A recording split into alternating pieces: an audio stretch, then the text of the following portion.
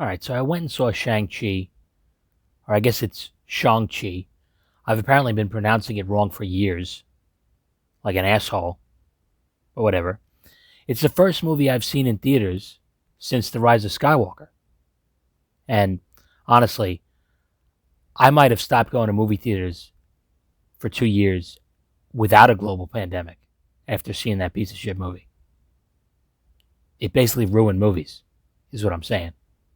But anyway, Shang-Chi. I see a lot of people loving this movie, and I can definitely understand why, but it fell a little flat for me. I think I'm getting a little jaded.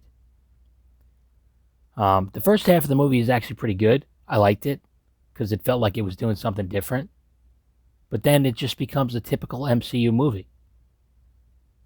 I'm not going to go into spoilers, but the ending of this movie is a big battle. And it feels like an Avengers movie. And I couldn't bring myself to care.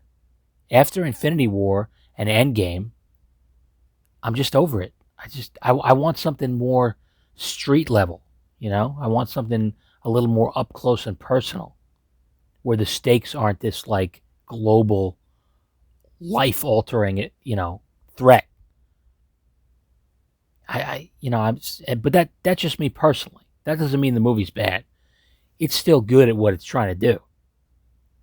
But personally, I just need a break from those kinds of action sequences. And, there's a fight early on a bus that is basically worth the price of admission alone. And if the whole rest of the movie was like that, I probably would have loved it.